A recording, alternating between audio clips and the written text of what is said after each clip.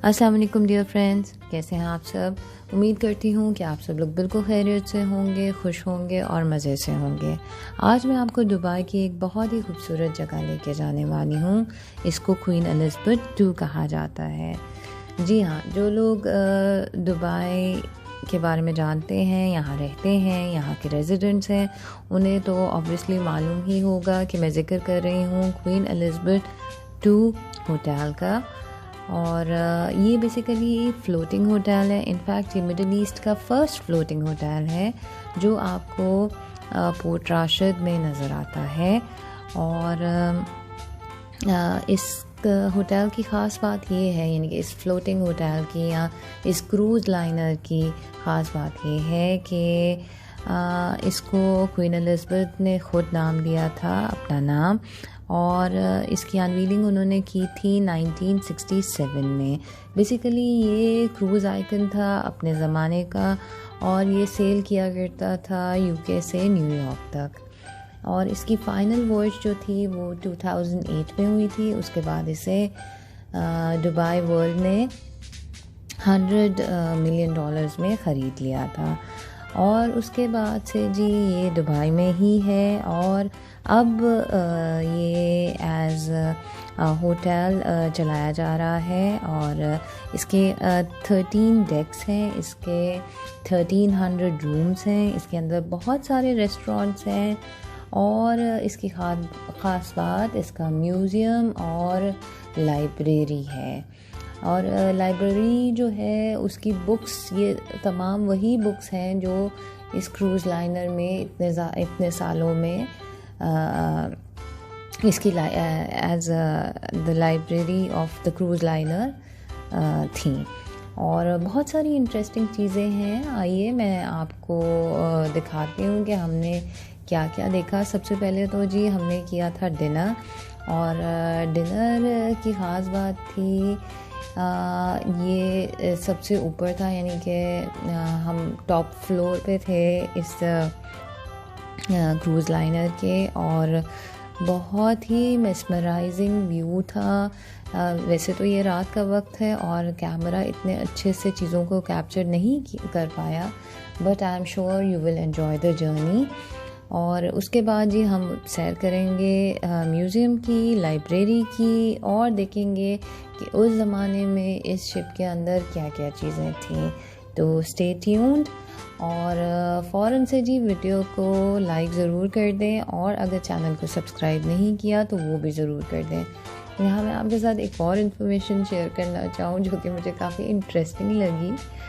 वो ये थी कि मेरे ज़्यादातर व्यूअर्स जो हैं उन्होंने मुझे सब्सक्राइब ही नहीं किया हुआ। तो मेरे उन तमाम व्यूअर्स से मेरी ये दरख्वास्त है कि प्लीज़ सब्सक्राइब कर दीजिए चैनल को। एक तो ये कि इससे मैं बहुत ज़्यादा मोटिवेट होंगी और इंशाल्लाह आपके लिए और प्यारी प्यारी वीडियोस बनाऊंगी। तो चलें जी, let's begin with the video. ये तकरीबन 7:30 बजे का वक्त है। दुबई का मौसम बहुत ही प्यारा हो गया, इतनी अच्छी प्यारी हवा चल रही थी और समंदर का सुकून, समंदर का शोर, सब कुछ बहुत ही दिलकश था। दिलकश नज़ारा और मज़े का खाना एक बहुत ही प्यारा कॉम्बिनेशन बन रहा था। इनफैक्ट खाना काफ़ी रीज़नेबली प्राइस भी था। मेन्यू में भी बहुत सारे ऑप्शन थे और सबसे अच्छी बात ये थी कि क्योंकि ये जगह ज़्यादा क्राउडेड नहीं थी तो बच्चों को भी खेलने के लिए अच्छी जगह मिल गई। छोटू मियाँ ने बहुत ज़्यादा एंजॉय किया अपने आप को और safe place, soft music play हो रहा था। तो हमने तो बहुत अच्छा dinner time, family time enjoy किया।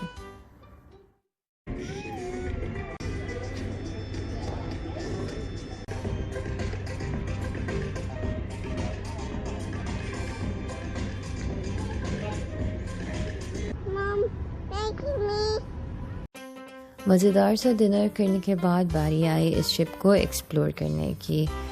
बच्चे कॉरिडोर्स में इधर से उधर भाग रहे थे और हम इस शिप की कॉरिडोर्स की ब्यूटी को देखकर बहुत ही ज़्यादा इम्प्रेस हो रहे थे।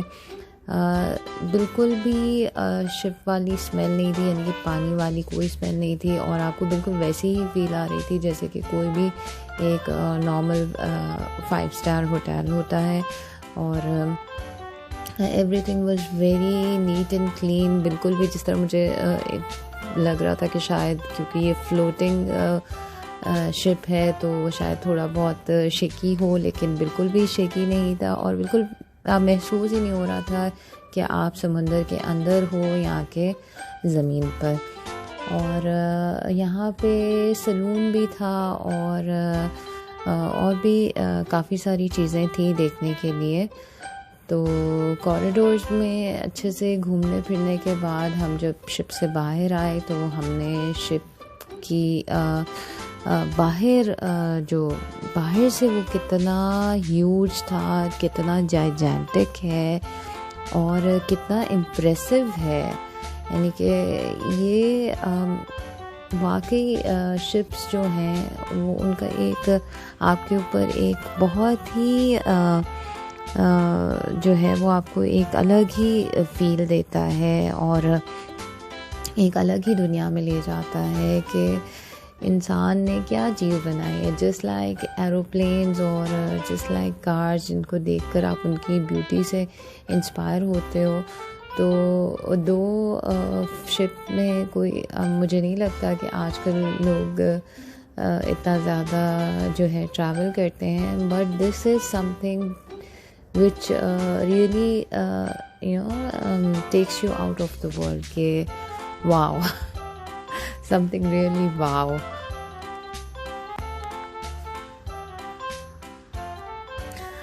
और थ्रू आउट जो मेरे बड़े जनाब हैं वो हमें इस शिप के बारे में और इन्फॉर्मेशन दे रहे थे कि इसमें कौन से प्रोपेलर्स होते हैं और ये किस तरह चलाया जाता है, क्या फ्यूल इस्तेमाल किया जाता है और नेविगेशन के लिए क्या क्या चीज़ें होती थी है। वो सारी चीज़ों में अगर आप इंटरेस्टेड हैं तो वो सब तो आप म्यूज़ियम जो इसके साथ जो म्यूज़ियम अटैच्ड है वहाँ से आप अच्छे से इंफॉर्मेशन ले सकते हैं। इनफैक्ट मैं आपको ये बता दूं कि इस क्वीन एलिज़ाबेथ 2 में आप टूर भी ले सकते हैं जो कि गाइडेड टूर होगा, उसकी कुछ फ़ी है और साथ में आपको वाउचर्स दिए जाते हैं उस फ़ी के बदले में, ताकि आप किसी भी रेस्टोरेंट से अपनी मर्ज़ी का उधर से खाना ले लें और साथ में आपको डिटेल्ड एक्सप्लेनेशन दी जाती है उन चीज़ों की जो कि म्यूज़ियम में रखी गई हैं, और आप लाइब्रेरी में भी कुछ टाइम स्पेंड कर सकते हैं।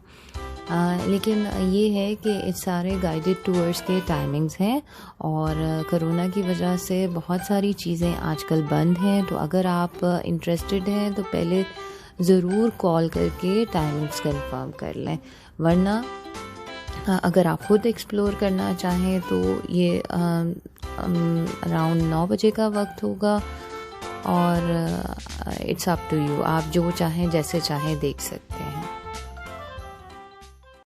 इस शिप में क्योंकि क्वीन एलिज़ाबेथ खुद भी ट्रैवल करती थी तो इसमें क्वीन्स रूम भी है और आपको म्यूज़ियम में उसकी अच्छे से एक्सप्लेनेशन मिल जाएगी। उसकी बहुत सारी पिक्चर्स हैं उस ज़माने में कैसी ड्रेसिंग होती थी और क्या क्या चीज़ें थी और कैसे लोगों को बाकी कॉमनर्स से डिफरेंट फील करवाया जाता था, कैसे जो सीटिंग अरेंजमेंट है वो किस तरह की थी, वो सब कुछ बहुत ही ज़्यादा इंटरेस्टिंग है। और सबसे मज़े की चीज़ तो मुझे ये क्वीन एलिज़ाबेथ का स्टैचू लगा, और यानी कि ये स्टैचू इस तरह का था कि आप एक बार देखें तो इसे देखते ही रह जाएं। आज सादी आपसे ये कहेगी कि जहाँ आजकल के तेज़ ज़माने में टेक्नोलॉजी को जानना और समझना बहुत ज़रूरी है, वहीं पर ये भी ज़रूरी है कि हम पास्ट से कनेक्टेड रहें और चीज़ों को एक्सप्लोर करें ताकि हमारी सोच का दायरा वसी हो सके।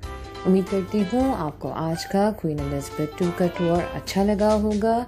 Do let me know with your likes and your comments. Channel को सब्सक्राइब ज़रूर कीजिएगा, वीडियो पसंद आए तो शेयर भी कीजिएगा।